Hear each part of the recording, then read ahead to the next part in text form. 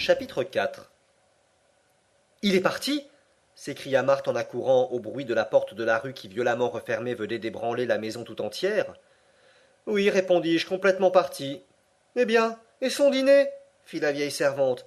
Il ne dînera pas. Et son souper Il ne soupera pas. Comment dit Marthe en joignant les mains. Non, bonne Marthe, il ne mangera plus. Ni personne dans la maison. Mon oncle Lindenbrock nous met tous à la diète jusqu'au moment où il aura déchiffré un vieux grimoire qui est absolument indéchiffrable. Jésus, nous n'avons donc plus qu'à mourir de faim. Je n'osais pas avouer qu'avec un homme aussi absolu que mon oncle, c'était un sort inévitable. La vieille servante, sérieusement alarmée, retourna dans la cuisine en gémissant. Quand je fus seul, l'idée me vint d'aller tout conter à Graüben. Mais comment quitter la maison? Le professeur pouvait rentrer d'un instant à l'autre. Et s'il m'appelait? Et s'il voulait recommencer ce travail logographique qu'on eût vainement proposé au vieil Oedipe? Et si je ne répondais pas à son appel, qu'adviendrait-il? Le plus sage était de rester.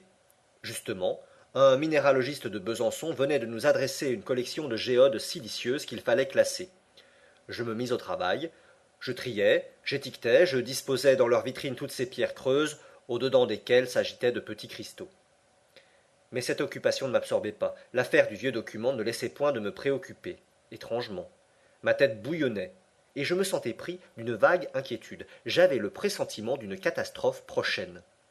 Au bout d'une heure, mes géodes étaient étagées avec ordre. Je me laissai aller dans le grand fauteuil d'Utrecht, les bras ballants et la tête renversée. J'allumai ma pipe à long tuyau courbe dont le fourneau sculpté représentait une naïade nonchalamment étendue, puis je m'amusai à suivre les progrès de la carbonisation qui de ma naïade faisait peu à peu une négresse accomplie. De temps en temps, j'écoutais si quelque pas retentissait dans l'escalier. Mais non. Où pouvait être mon oncle en ce moment?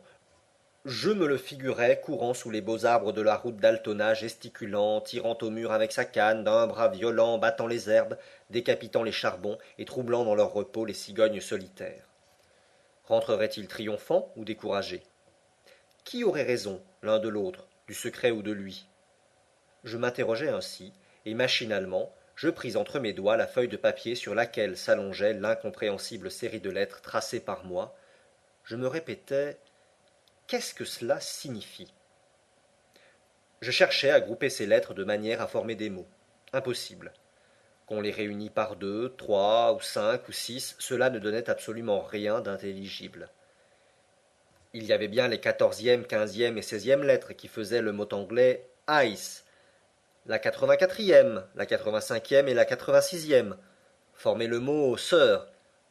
Enfin, dans le corps du document et à la troisième ligne, je remarquai aussi les mots latins rota, mutabile, ira, nec et atra.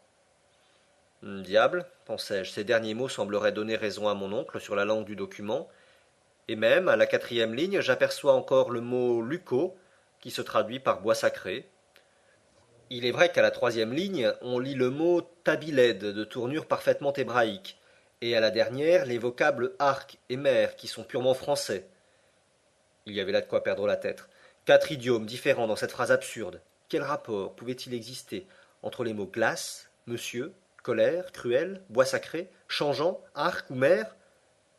Le premier et le dernier seul se rapprochaient facilement. Rien d'étonnant que dans un document écrit en Islande, il fût question d'une mer de glace. Mais de là à comprendre le reste du cryptogramme, c'était autre chose. Je me débattais donc contre une insoluble difficulté. Mon cerveau s'échauffait, mes yeux clignaient sur la feuille de papier, les 132 lettres semblaient voltiger autour de moi, comme ces larmes d'argent qui glissent dans l'air autour de notre tête lorsque le sang s'y est violemment porté. J'étais en proie à une sorte d'hallucination, j'étouffais, il me fallait de l'air. Machinalement, je m'éventais avec la feuille de papier dont le verso et le recto se présentèrent successivement à mes regards. Quelle fut ma surprise quand dans l'une de ces voltes rapides, au moment où le verso se tournait vers moi, je crus voir apparaître des mots parfaitement lisibles, des mots latins, entre autres craterem et terrestre. Soudain, une lueur se fit dans mon esprit. Ces seuls indices me firent entrevoir la vérité. J'avais découvert la loi du chiffre. Pour comprendre ce document, il n'était pas même nécessaire de le lire à travers la feuille retournée. Non, tel il m'avait été dicté, tel il pouvait être épelé couramment. toutes les ingénieuses combinaisons du professeur se réalisaient. Il avait eu raison pour la disposition des lettres, raison pour la langue du document. Il s'en était fallu de rien qu'il pût lire d'un bout à l'autre cette phrase latine, et ce rien, le hasard venait de me le donner. On comprend si je fus ému. Mes yeux se troublèrent. Je ne pouvais m'en servir. J'avais étalé la feuille de papier sur la table. Il me suffisait d'en jeter un regard pour devenir possesseur du secret. Enfin, je parvins à calmer mon agitation. Je m'imposai la loi de faire 2 fois le tour de la chambre pour apaiser mes nerfs, et je revins m'engouffrer dans le vaste fauteuil. Lisons, m'écriai-je après avoir refait dans mes poumons une ample provision d'air. Je me penchai sur la table, je posai mon doigt successivement sur chaque lettre, et sans m'arrêter, sans hésiter un instant, je prononçai à haute voix la phrase entière.